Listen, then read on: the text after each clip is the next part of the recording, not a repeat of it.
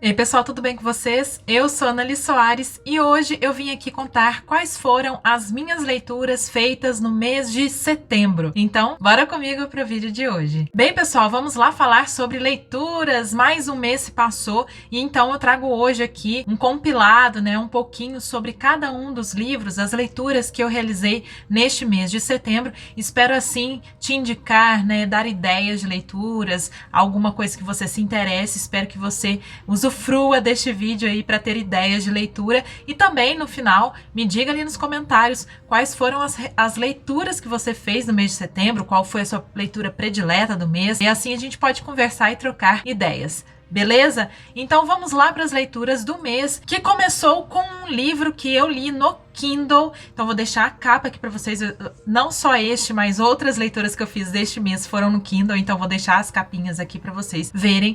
É um livro curtíssimo, porém com grande intensidade, inclusive com um tom muito íntimo, de memória e de relato bastante pessoal, que é Notas sobre o Luto, da Chimamanda Ngozi Adichie. Eu tô olhando pra baixo aqui porque tá as minhas anotações do caderninho.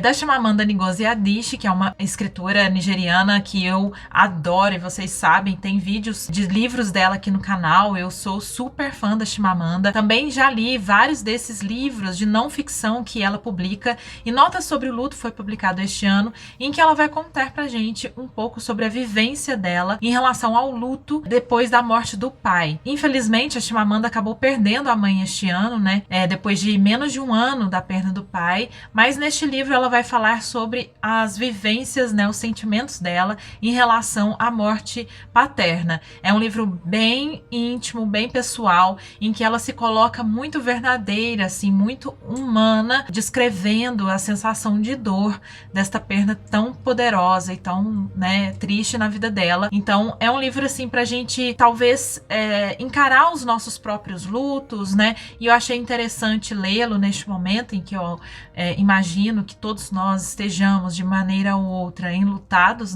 não há como a gente não se sentir um pouco desse jeito. Se não perdemos entes queridos, a gente se sente assim pela humanidade, pelos brasileiros que foram mortos, hoje que eu gravo já são 600 mil brasileiros que foram embora somente pela Covid, fora os outros lutos, outros problemas que existem, que levam as pessoas, à morte, como é o caso do pai dela, ele não morreu de Covid, foi um outro problema. Então a gente conhece essa experiência da Chimamanda neste relato, que na verdade ela divide em pequenos, como se fossem pequenas crônicazinhas, sobre o luto. Então cada um desses textos traz aí um dia ou uma vivência específica sobre o luto. Então é bem interessante para quem tem interesse no assunto, eu recomendo. Então, a próxima leitura que eu fiz foi deste livro aqui, que também é curtinho, pequenininho, mas é muito poderoso esse livro, O Direito de Ler e de Escrever, da Silvia Castrillón,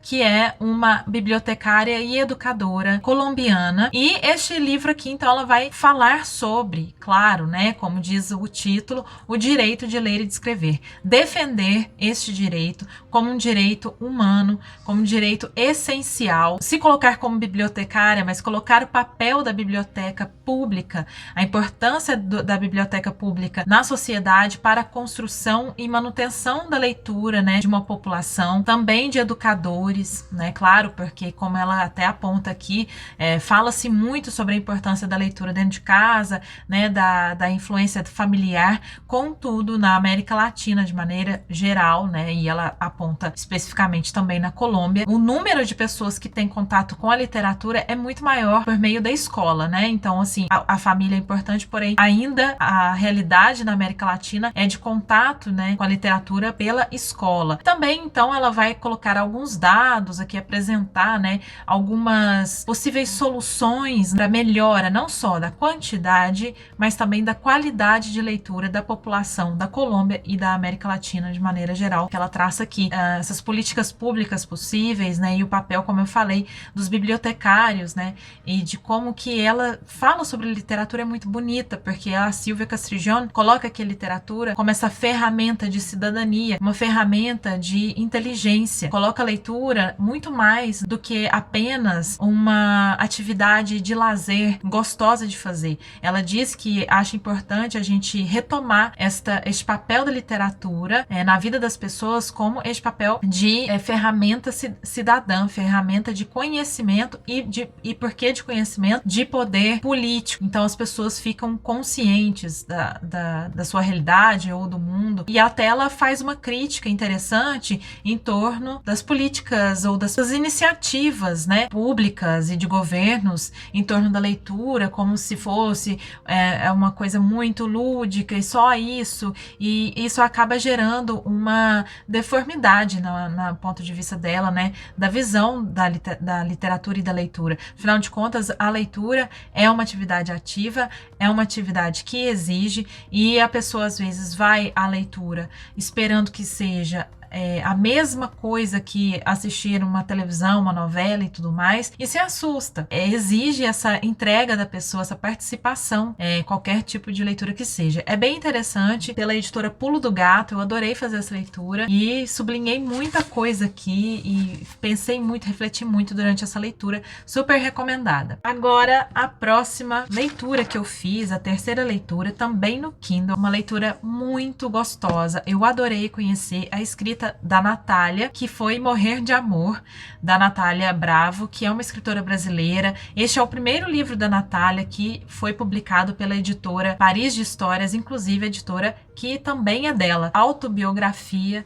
em que a Natália irá contar um pouco sobre a sua história, da sua trajetória de vida, com uma confluência, né, com uns costurares da história do Brasil e também da França, né, e especialmente de Paris, que é a cidade onde ela vive desde 2018. Então ela coloca ali, relembra desde a infância dela, colocando traços sociais. Então uma autobiografia social, até me esqueci o nome desse tipo de gênero, que é inclusive sim, um subgênero, né, que aponta muito a Annie Ernaux, uma escritora francesa, como um grande nome, né, até que inspirou outros escritores e escritoras contemporâneos a fazerem o mesmo. E é o que a Natália diz, e ela conta inclusive desta grande inspiração para ela, que foi a Annie Ernaux, especialmente no livro Os Anos. E assim a Natália também vai fazer, então ela relata memórias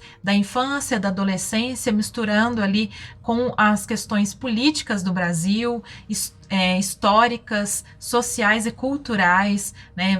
Vai bordando ali a vida dela como uma mulher nascida na classe média brasileira, né, no Rio de Janeiro, e que estudou em colégio assim assado, e assim ela vai bordando então a trajetória dela junto com todas esses olhares em torno, né, da sociedade, da cultura e da história brasileira. É um livro muito interessante, claro, gente, é uma maneira de apoiar o trabalho de uma escritora contemporânea brasileira, que é uma bandeira que eu levanto aqui no canal. Eu, como escritora, também preciso sempre lembrar a importância para nós deste apoio, né, de leitores aí. Então, fica aqui minha dica, é um livro muito gostoso, a escrita dela é bem, assim, fluida, então o livro rende, assim, sabe, você lendo, mas você não quer parar de ler, sabe? Eu li bem rápido, assim, porque eu engoli o livro dela, achei muito bacana.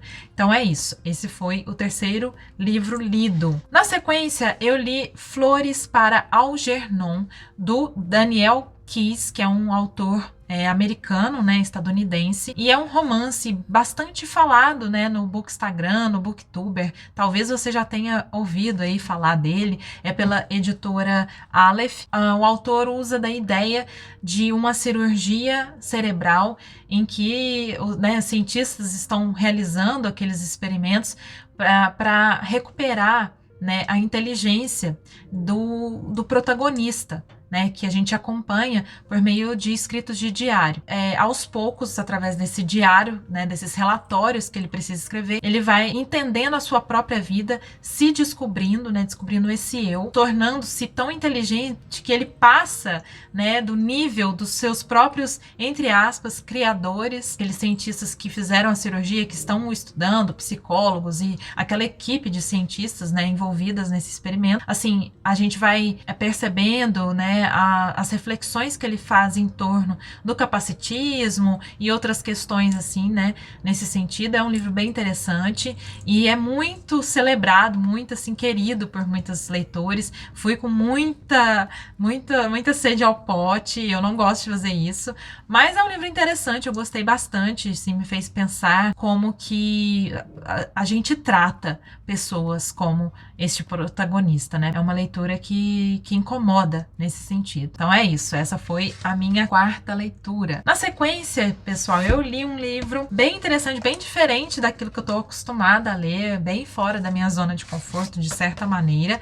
que é Todos os Cachorros que Eu Abandonei, da escritora brasileira Alessandra Nara, que inclusive participou do Janelas, que é aquele projeto que eu comentei aqui já no canal, que eu faço lá no Instagram, em que eu entrevisto escritoras brasileiras ao vivo, né? Faço lives semanalmente e faço então essa conversa. A Alessandra participou e falamos sobre Todos os Cachorros que Eu Abandonei, né? Eu até falei para ela, considera-se um livro de crônicas, em que ela vai contar assim, a experiência dela com os animais, de animais que ela resgatou, que ela adotou, que ela abandonou, né? Aqueles que ela não pôde ajudar ali no momento ou outro, ou que, enfim, em algum momento da vida dela, quando ela tinha uma consciência, uma experiência, uma ideologia diferente, fez coisas que hoje ela se arrepende. É um livro muito tocante. Para quem gosta de animal como eu, a gente fica muito emocionado, muito tocado, dá vontade de sair assim, gritando pro mundo, prestar atenção no que a gente faz, né, com os animais. E é uma experiência, né, de leitura e que certamente gera reflexão, gera um incômodo com certeza, por tudo que a gente sabe, percebe, vê e já viveu, e gera com certeza emoção e talvez a você também faça que você retome memórias, né, da sua vida com outros animais. Para mim fez esse movimento, né? Eu pensei muito na minha relação com os animais depois que eu adotei a Capitu e a Frida, de como que eu enxergo hoje diferente, né, essa nossa relação com os bichos, principalmente esses, né, que chamamos domesticados, né, e como que era a minha relação antes e tudo. Então eu fiz uma reflexão bem pessoal enquanto lia este livro aqui dela, que inclusive veio junto essa zine, né, em que ela coloca as fotinhas aqui dos bichinhos que ela cita, né, durante o livro. E esse aqui é um livro publicado pela Casa da Porta Amarela, inclusive me foi enviado de presente pela autora e pelo Murilo Martins, que é o ilustrador deste livro, que tá lindo também a edição. Tá bem bonita. Tem uns desenhos assim no começo dos capítulos, sabe? De cachorrinho, gato. Então é isso, gente. Eu vou deixar todos os links, tá? Dos livros que eu cito, como sempre faço. Então dê uma olhada ali na descrição, caso te interesse. Vamos lá, na sequência, falando, né, no pessoal da Casa da Porta Amarela, falando em Murilo Martins, eu li essas duas HQs, né, do Murilo, que é uma sequência de HQ, né, que é Eu Sou um Pastor Alemão e Eu Era um Pastor Alemão, do Murilo. São HQs muito bacanas, são gostosas e eu tô rindo porque elas têm um humor muito irônico, ácido aqui, que eu adoro, é o meu tipo de humor. E esse personagem do pastor alemão, ele é muito gracioso, ele é muito certinho, sabe? Ele é muito, eu sou um soldado, eu sou o pastor alemão. Minha missão é proteger essa fazenda, é vigiar as ovelhas que estão ali. E aí, de repente, assim, ele é questionado por uma ovelha negra e, assim, acontecem várias aventuras e tudo mais. Então, ele, em algum momento aqui, né, no número 1, ele vai sair da fazenda, vai acontecer ali uma coisa que vai fazê-lo, né, sair da fazenda. E na 2 a gente então acompanha, né, porque que ele era um pastor alemão, porque aí ele já vai estar lá na floresta, com os lobos que vivem lá e tudo mais. Então ele vai despertar ali um lado mais selvagem dele, né? Ele vai ser o cão, junto dos outros animais, e aí descobrir o que foi que aconteceu direito lá no primeiro momento, na primeira história. Então é bem bacana. As duas HQs foram publicadas pela Pollen. Bom, então, por último, vou só comentar muito rapidamente aqui que eu li um texto que eu tinha muita vontade de ler, que é O Direito à Literatura, do Antônio Cândido, que é um crítico brasileiro, né, literário muito importante, maravilhoso. E eu tinha muita vontade de ler esse texto dele, né, essa reflexão que ele faz sobre o direito à literatura como um direito básico, assim, e casou muito com a leitura que eu fiz, né, da Silvia Castrigione, que esse mês eu fiz umas leituras bem, assim, nessa pegada, né, mais teóricas, mas tem a ver com a leitura em si. E tem muito a ver com o que ela diz, porque o Antônio Cândido, é lindíssimo esse texto, defende, né, que as pessoas tenham esse direito à leitura, à literatura, à arte, como um direito humano básico, essencial, assim como a comida, a saúde, né, o acesso à alimentação, o acesso à saúde de todos, né, e ele vai desenvolver essa ideia, né, para quem é apaixonado por literatura, né, para quem acredita no poder da literatura, também esse poder cidadão, essa ferramenta para a inteligência, essa ferramenta para a elaboração, né, do pensamento e da constituição do que somos, por meio desse contato com o conhecimento e com a arte pela literatura que ele fala aqui e defende, é o que eu acredito. Então, para quem, assim como eu, é um apaixonado, uma apaixonada por literatura, emociona demais, e é um texto básico, eu acho, pra gente ler e ter esse contato. É lindíssimo. Então, se você tiver a oportunidade, leia também. Eu com certeza vou ler e reler muitas outras vezes na minha vida. E foram essas as minhas leituras do mês, pessoal. Espero que vocês tenham gostado. Me digam aí se vocês já conheciam os livros, qual ficou com mais vontade de ler. Enfim, também me indiquem leituras, como eu falei lá no comecinho do vídeo. Me contem aí as suas melhores leituras do mês e o que vocês me indicam, tá bom? E é isso, agradeço muito a você que está aqui comigo. Se você gostou do vídeo, não se esqueça de deixar aquele joinha que me ajuda, né? Ajuda a esparramar o canal para outras pessoas. Vejo vocês num próximo vídeo. Um beijo grande e até!